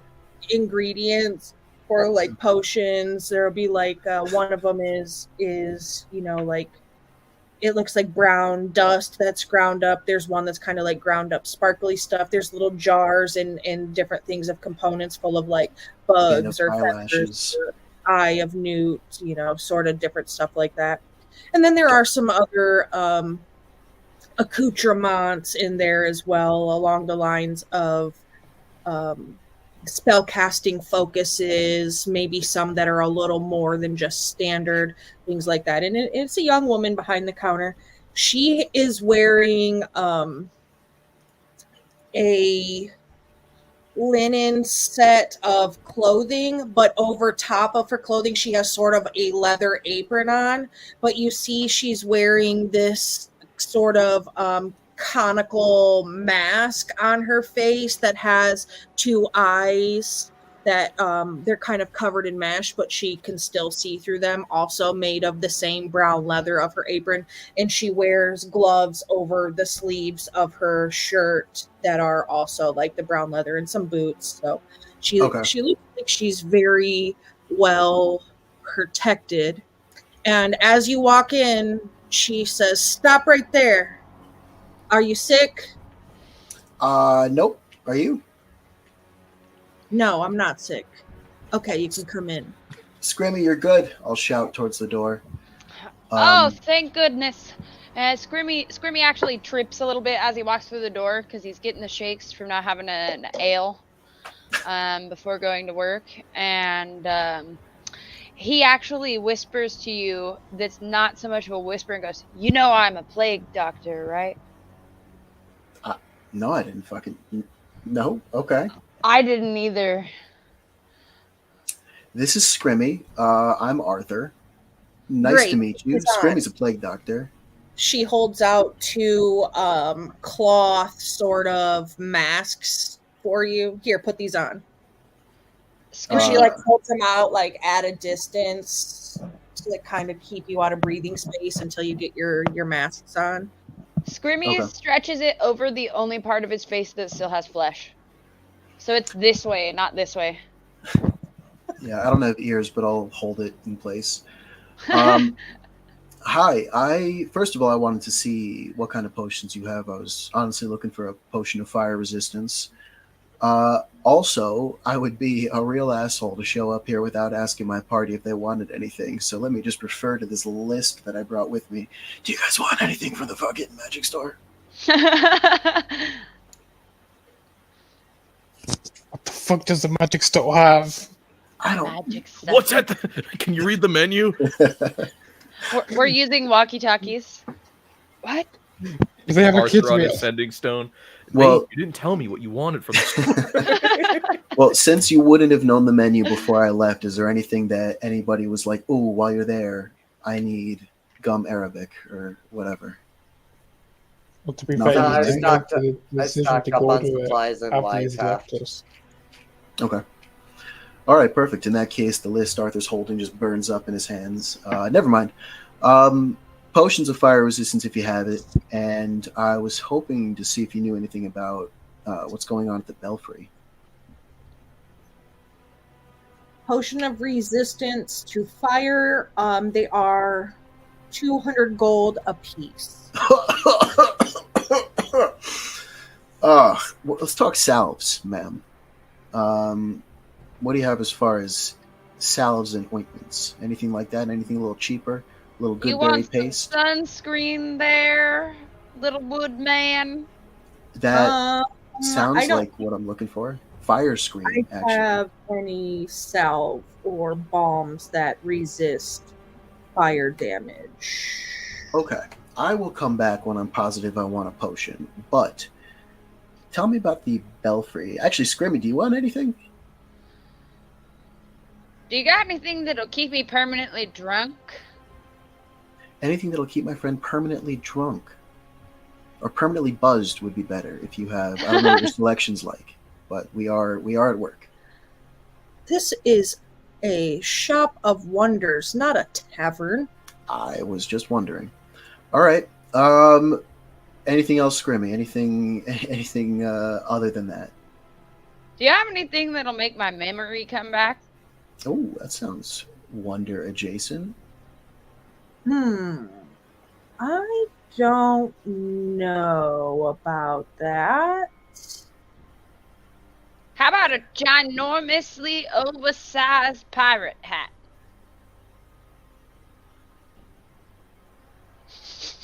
They're playing If you hardball, Scrimmy. see her eyes, she would be glaring at you. All right. Shelf, table the hat for right now. I think I do want a potion. If I could put one on layaway, I will probably be back for it. But Okay. we're not from here, and we obviously couldn't help but notice all the chaos in town. And I was hoping you might know a little bit more about it. When I asked around about the Belfry, all I hear are strange, magic, culty rumors. I thought this place might be where I want to be to get some more info on that. Okay, so you're asking her about the Belfry. Yeah, and anything specifically related to the Woman in Black or cults or anything like that from what Fiora told us. Yeah, the Cult of the Black Lady. She tells you pretty much the same thing that Fiora told you. It's a bunch of fanatics that worship a vampire who, by all accounts, the vampire and the vampire cult, most of them perished in the fire as the fire was started in their sleeping space. She tells you about the civilians that were inside are civilians that went in on a rescue mission because there was a small group of people that were, trying to do some research of the Belfry and got trapped inside when part of it collapsed. They weren't able to get out in time. It was a group that set fire to the building when battling against the vampire. They were trying to remove her influence over the city. And there are 5 lost groups of civilians inside that have gone in on different rescue missions and or to try to put out the fire, and something has happened each time that a group has gone in, where either something's collapsed and they're trapped. There's deep catacombs below the Belfry, so they're not sure how deep the fire burns. They haven't been able to really get in a safe manner. They don't really have a big fire brigade here, just like a small one and such. But they were able to put the fires out that spread from the Belfry into the poor man's district and towards the luxury district. More of the luxury district was saved than the poor man's district because they focused more on it. The library received a bit of damage. One of the wings of the library caught fire because it's very close, and part of the market as well. But luckily those were just stalls, so they were really easy to rebuild.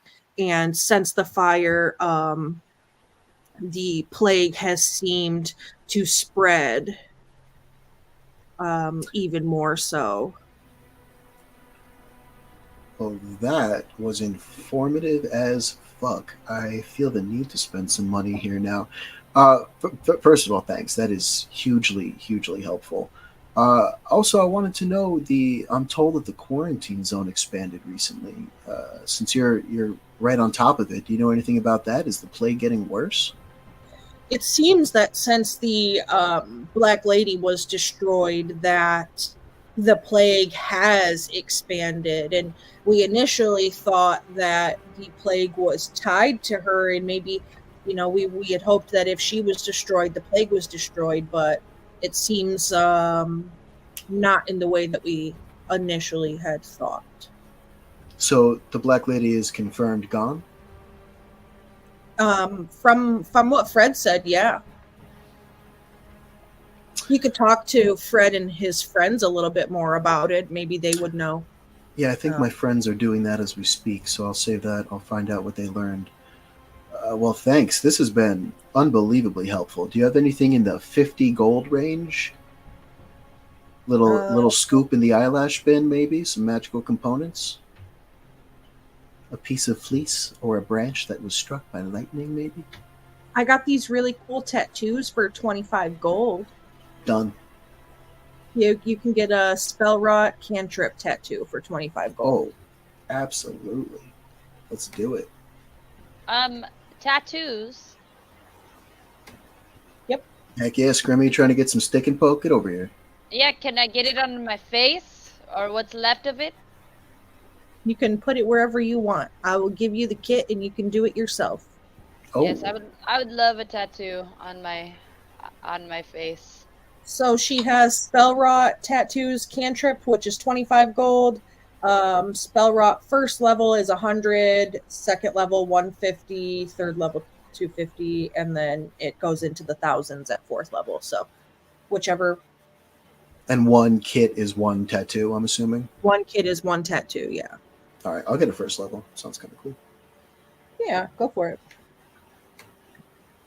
And I can pick any first level? You're going to roll me a d10. Oh, okay. Will do. You want me to do that right now, or should we do it later? You can do it right now. It's no big deal. I mean, you're right there. That's You have your dice. That's the 25 gold one? I'm doing 100 for level 1. I think a cantrip was 25. Yeah, I'm gonna do the cantrip. Yep, you can roll me a d10 as well. It's a 3 for me. Okay, a 3. Give me 1 second, and I will tell you what a 3 gives you. While Huli looks at the list, Arthur, to save us the time, you suddenly remember the deeper conversation we totally had, because we just went through it to get through it, of Loki telling you about things to keep an eye out for. And you remember anything that could help us is worth taking a look at for cost. Spell scrolls that maybe make water, suppress fire, likewise for any tools of the kind. Yeah, I assumed that everything was kind of out of my price range when I heard the potions of fire resistance, but it's a good point. I don't want to make Huli come up with an entire shop menu here, but if you have anything, open already. do you have anything along those lines then? Scroll of water creation? Yeah, that whatever level that is, she has spell scrolls for. How much? You, for your tattoo, for your first level one, it is School of Divination. So any cantrip that falls in the divination school, you could pick. Well, I can do first level, right? If there's no divination cantrips, then just let me know. I don't really know. Well, isn't it a first level for me? Yeah, Oh yeah, your first. first level. Your first level. Scrimmy, what'd you roll on your d10? Sabone. Haha, you get a cantrip from School of Necromancy because you got Ah! cantrip. And Arthur, you got first level, so yours is divination. Spell scrolls. Let me pull that here. How I do do I- have a list. Sorry. If you Google by 5Vs, oh, that's a good question. Or if there's any bottomless decanters also, that could be helpful. Yeah. Spell scroll, first level is 100, second level 150, third level 250, fourth level 2000, and up from there. Cantrip spell scroll is only 25. All right, create or destroy water is a First level, create, destroy water is That first. leap. Control flames is a cantrip. Oh, So how do we add those? I guess I could just write a note and get it later. There is spell rot tattoos in the inventory on D&D Beyond. Excellent, thank you. I'll get the first level scroll of create water, and then Scrimmy, do you want to buy that control fire scroll? If they have it. What? It's if we get a scroll of control fire, that's what, only 25 because it's a cantrip? Yep, Is that what you it's said? 25 at the cantrip, yeah. Sure. And other members of your party have money, so I'm sure if you brought it back... Yeah, to we work- can reimburse and all that. Yeah, but yeah. No, I have no problem buying that. I'll put out another 100 for the scroll of create water. Okay, so that's a first level spell. That's 100. So your total is 200, Arthur, for your tattoo and your scroll. Scrimmy, your tattoo is 25, and the control fire cantrip is 25 spell scroll as well. So it's your total is 50. So your total together is 250. Okay. Perfect. And then, yeah, I mean, that was a ton of info. I feel like I am good here. Scrimmy, is there anything else you wanted to do while we're down here? No, I think I'm good. I have a cool tattoo for my face. It'll All cover right. up where my hat used to cover. To the tit.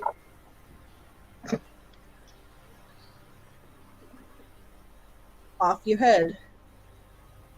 Back to the pig's tit, which is up near where I think Loki and Fiora are probably already there. It was just right behind the market. How many rooms did we grab, Loki? Did everyone get their own? We've got money. Like, everyone can We probably got get their own if we want. How good is it here, though? Like, should we stay together? Are we good to separate? At Fiora, like town health wise. This in the rooms here at the pig's tit are in squalid and poor conditions.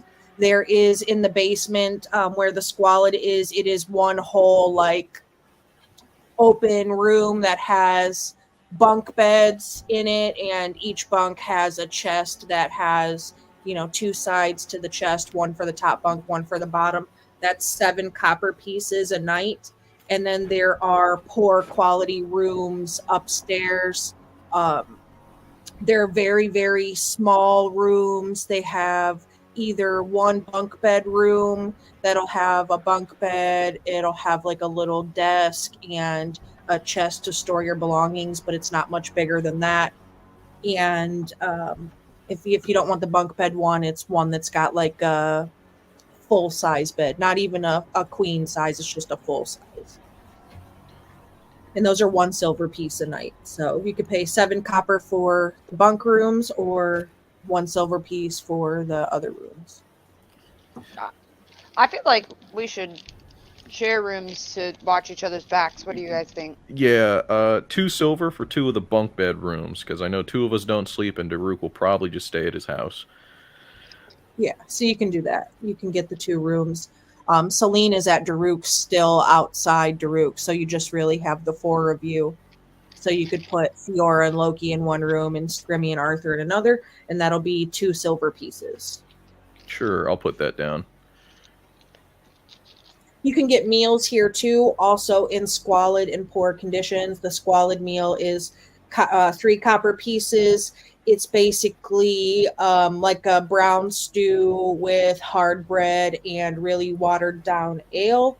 And the poor meal is just one step up, where it's like slightly less watery stew, not quite watered down ale, and some softer bread. Even comes with a little bit of dried meat and cheese on the side. Can't believe they're on the menu as squalid meal and poor meal. It's crazy. Yeah, I'm gonna eat my rations. I don't know about that. Wild branding choice. Me telling you the No, I know. but that God, is they call their meal the worst meal ever for 2 copper. Is it like that restaurant where they're mean to you, but that's part of it? I don't know. Maybe they're leading into Wait. Liesech wasn't the Yelp review, was it? Yes, it was, but that was Wait, at the was it? Lie that was sucks. King's- More like it. yeah, that was at the King's Coin though. Oh. No, that was Tola Mill, wasn't it? Because that was how we ended up finding the job with the church. Never mind. I think it was Tola Mill. No. That was at not Tola Mill. It was close to there, but how you ended up there. It was You're right. Bason, Busan? Bason, yeah. Okay, never mind. which I was is going to say, trust me when I say this, Loki, this is not the worst meal in this world. I'm no. eating my rations, and that's between me and whatever gods don't exist anymore. whatever dead gods aren't listening. No, the Yeah, worst meal in this world is another menu item, though. Yeah, it's not the best. It is the kids' meal. Here at the Pig's Tit. Kids eat free, but it is the worst meal in this world. Ever. I'm telling you guys, it's not. You haven't Yeah. had dirty dishwater soup. It sounds like someone who got the world's worst meal growing up would say. Classic Liesech native. It's not that bad. Yeah, could be worse. Could be worse, yeah.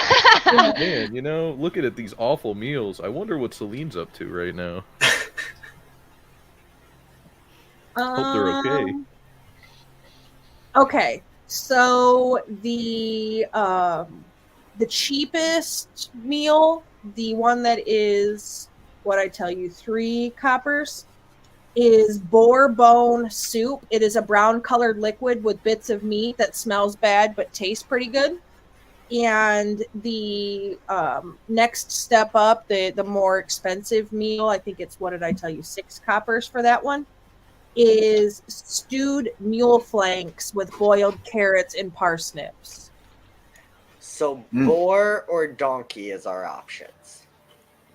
Pig or ass, pick one.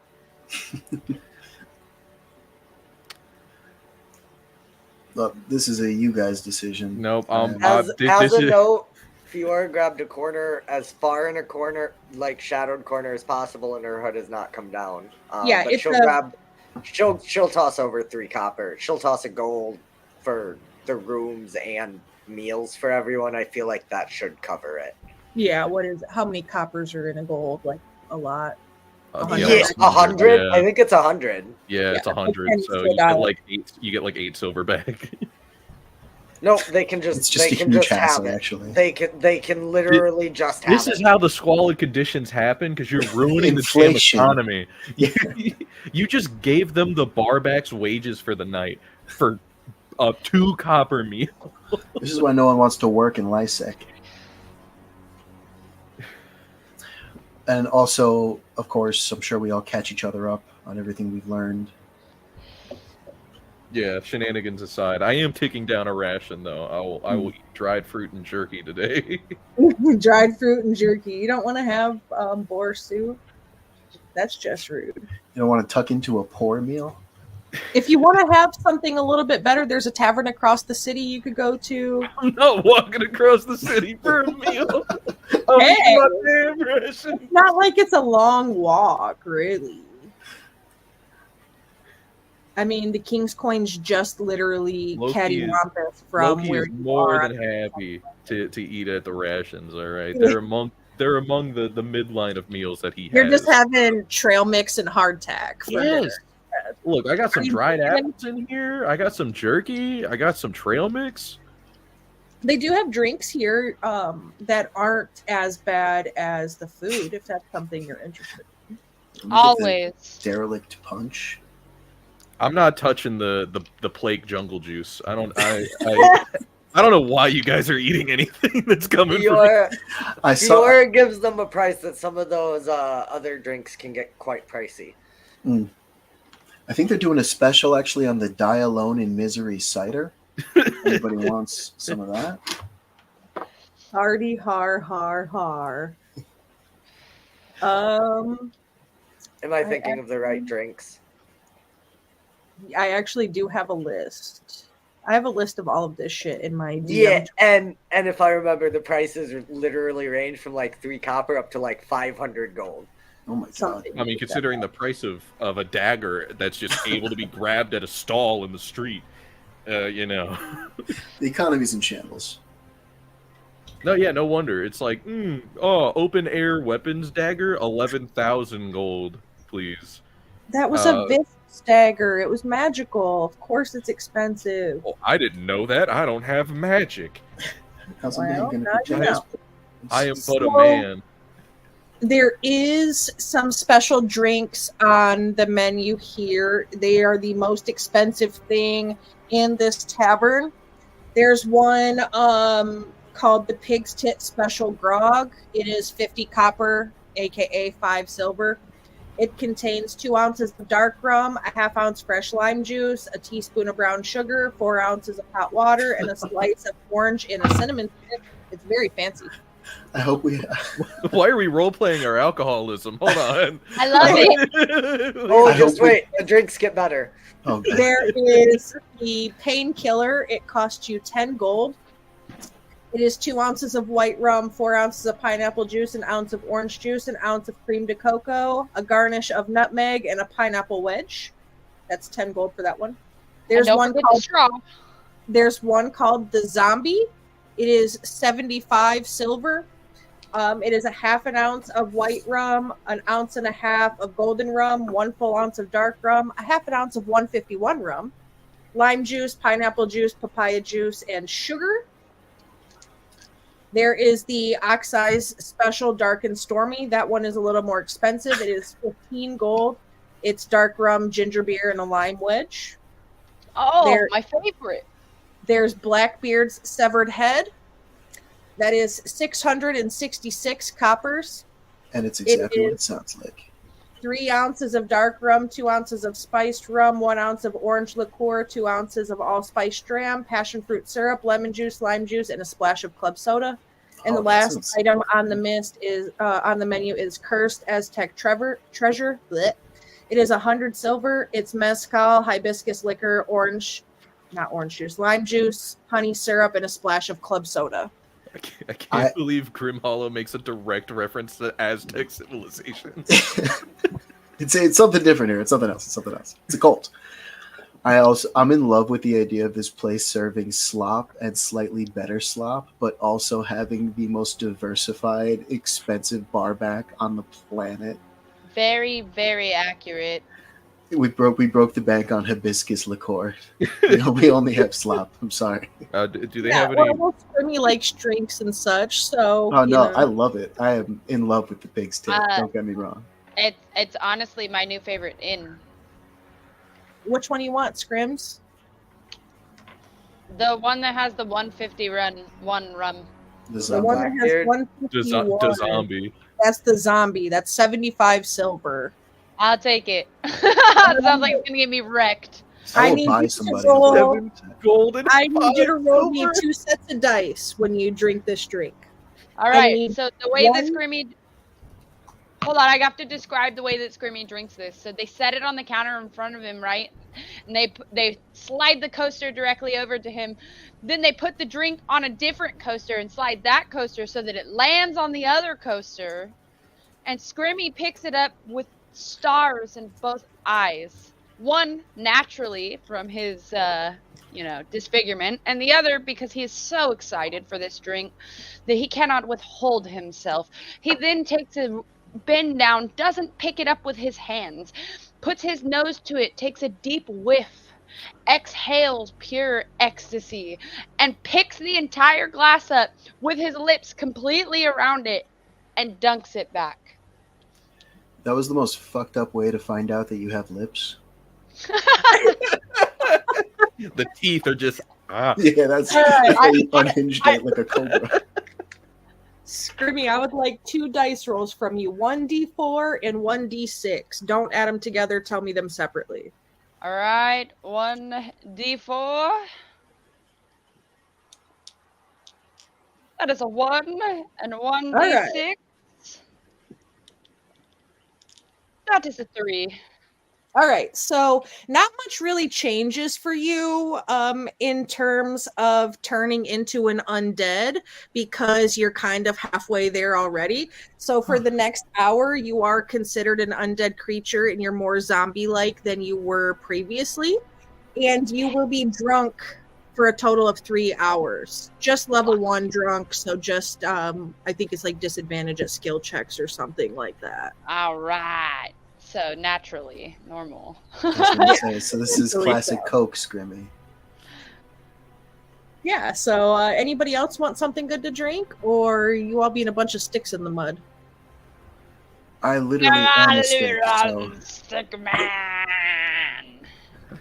All right, perfect. So Scrimmy's doing Scrimmy things. Some of you are eating food. Loki's eating trail mix and hardtack. And Celine is waiting for Daruk. do you want to talk over your information before we call it a night, since we lost Chip, and in order to get into the rest of it, we really need more than our 2-hour time. So, oh, the tattoos are easy to apply, by the way. They come with the needle, and basically all you do is you touch the needle to your skin. It would already have the spell in it for whatever it was. You just have to pick it personally, whatever your spell was. You touch it to your skin, and the needle essentially flows this magical ink over you, and you can decide whatever it looks like as well. And they are in D&D Beyond, so you're able to add them to your character sheet. So Arthur, you do the same. Yours would just not necessarily look like a skin tattoo. Yours would look more like wood burning as it gets on your skin. Yeah. All right. All I know is it's going to go on my butt. Silver, yeah. What pattern do you guys want? This is the one time I can use my calligrapher's kit abilities. Oh, hell yeah! To make a pretty pattern. I think I need to give it some thought. I don't think I'm ready to fire this one off from the hip. It's a permanent decision after all. But I'll come up with something by next week. Just gotta think of something. Yeah, just think whatever it looks like. I will relay that we have a meeting with Fred here at 10. And then we'll do other things, because in the middle of the night, Fiora's going to sneak out, but that'll be next time. Yeah, I was going to sneak out too. We're kind of just here now, since we don't need to Yeah. So, we'll talk about our plans. But do one of us have the sending stone for talking to home base? Daruk's the leader for this mission. Son of a... Because unless Fiora has handed the stone over, Fiora is the last person that had it in hand. Fiora would have handed it over when we got back and swapped to this, because the agreement was that Daruk was in charge of this mission. Okay. But if you want for ease to have him have thrown it at us as he told us to get out or something, I assume it was probably in his coin pouch, because it's just like a little stone anyways. Yeah. So we can look in there and message, hey, Fred's gonna come talk to us at 10 if you guys are up for making it in here. I think we need the sending stone is to base. Yeah. Hey guys, the belfry's burning. Apparently the Black Lady supposedly died, but there are a bunch of civilians trapped inside the belfry and it's burning. And the plague got worse. Yeah, the plague got worse when the Black Lady supposedly kicked the bucket. So bad news there, folks. Some kind of weird factionalism going on. How long has the belfry been on fire again? Like days? 3 weeks. Weeks? Okay. Yeah, I know. When we were going to Wisehaft, we got taken from Tolomil, which is a little southeast of here, and we passed this on the road and saw it burning on the way there. Okay, yeah. Call the Navy. From the very first episode of last season, the belfry has been burning that long. Yeah, that completely slipped my mind. I also thought it was started the day we heard about it, to come on this mission. Well, and when I heard weeks, I'm just picturing the most bored, trapped people ever, playing tic-tac-toe.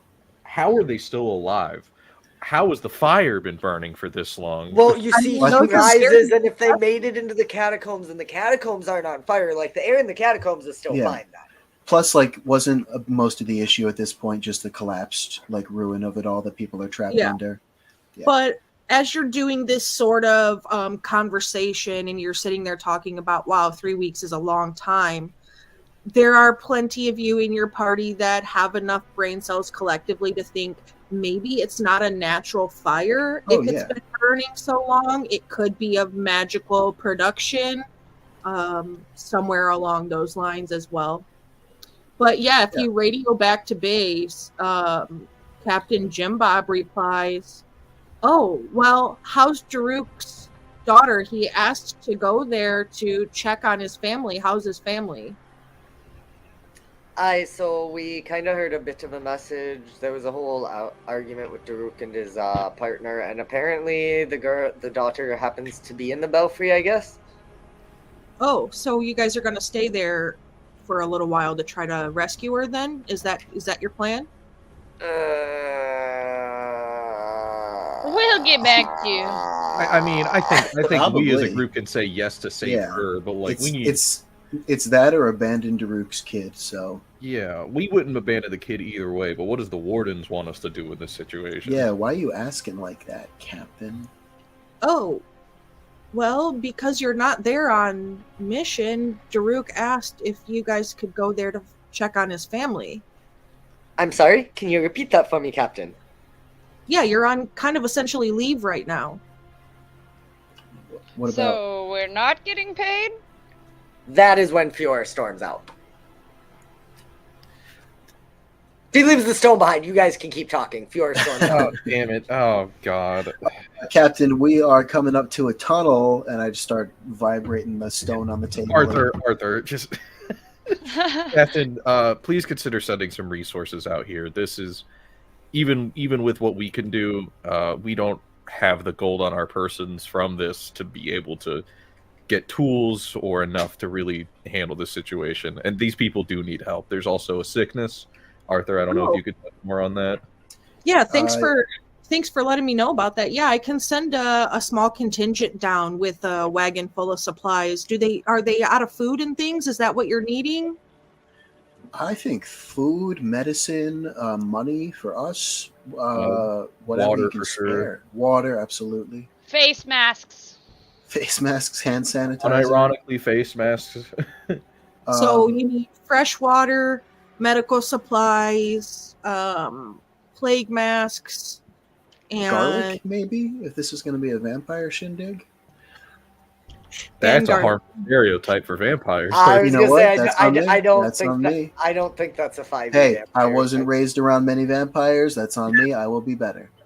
I have plenty of friends who are vampires. I know the best vampire.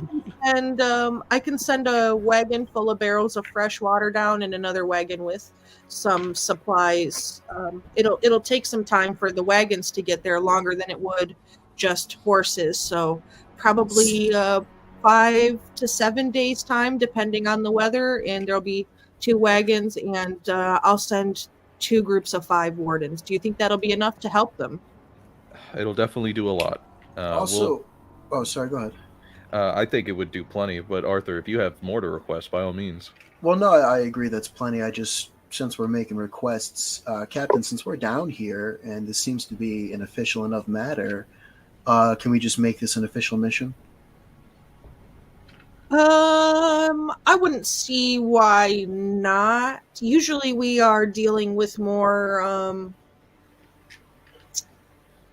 things of the Demony. occult when True. it comes to our mission, there- but I there wouldn't is see a why cult. some philanthropy wouldn't do for helping the warden's name.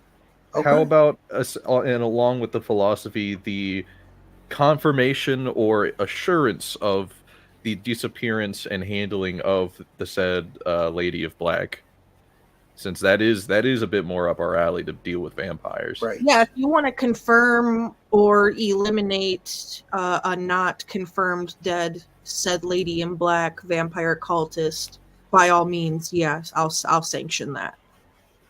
I don't know how occult the cult is, but it's definitely cult enough. I'll send the official mission paperwork in case you run into any Inquisition or anything while you're there. Ooh, is that Excellent. all right? Thank you, Captain. We'll be stationed at the Pig's Tit Inn in the meantime. Find us at the table. Oh, that's a lovely place. I haven't been there since I was in my early 20s. Captain, the bar here, I can't enjoy any of it, but it is the coolest thing I have ever seen in my life. They used to have this drink, Dark and Stormy, and it was Oh, really yeah. cool. You drink it, storm clouds follow your head. It's pretty interesting. That is cool. All right, yeah. So I'll get the paperwork together and I'll get somebody out there. Now you are actually on official mission, so I'll get it in the books, and it'll be between 5 to 7 days before the carts can get there and the other wardens. So I'll send 2 groups of 5. So you'll have 10 extra wardens and 2 carts full of supplies. Perfect. It's gonna be a... Go ahead, please. Any higher ranking wardens joining us? Yep. Sir Jorah and Sir Barristan will be there. Excellent. We'll need their leadership. Awesome. Perfect. All right, so you now are on official mission. Fiora's pissed because she thought this was a mission the whole time, and that's where we'll call it for the night. And then you can get into your meeting. I did plan combat just in case you went to a place where there is combat. I just want you to know. So Just in case Fiora walked into the GBC headquarters. I do have plans for that too. Yes, I put together 2 encounters just in case you went to 2 specific places. I Well, mean, she's probably going to the other one. you got us here for a week now, so Yeah, it's going to be a boring couple of sessions while we just sit in silence waiting for supplies to arrive. I mean, there Well, are I'm- things you can do. You could set no. up Arthur and I are playing cards at this corner stall for 5 days straight. I want to RP the entire thing in Oh, real it time. won't be boring because one of our darling, dearest audience members redeemed their points for a random encounter. Oh, heck yeah. Is that a man with a gun at the door? Yeah, so we'll deal with Fred that and his next Fred. Yeah, there you go. Random encounter, the audience says. Thank you for that. Hell David, yes. we appreciate you. And by we, I mean I. I don't know how they feel about it. Yeah, audience, I was joking I get about to it hit being something boring. eventually, so yeah, I'm good. All right, so is there anybody we want to run a raid out to? No, those are all Fortnite people, so we're not going to do that. All right, so we'll see everybody Thursday night this week. We're doing the talk back for the end of season 1 for our Eberron campaign. Gilded Destinies. Gilded Destinies. Yep, that's GM'd by Chip. It's the final talk back of season 1 where we're going to kind of go over some things that happened where you guys will be able to ask questions, those of you in the audience, so on and so forth. So that'll be really fun. I think that's all we have until next Monday. We're back with Grim Hollow, and then we have Concentricity next Friday. So there are some new games coming up. Be on the lookout from that. Thursday nights is going to be filled in by Don. Don's going to be running some Tales of the Yawning Portal while we're off season. Nice. And we've got 2 brand new games launching on Saturday. So keep your eye out for that. Thanks for hanging out. We'll see everybody Thursday, hopefully. If not, back on Monday. Bye. See ya.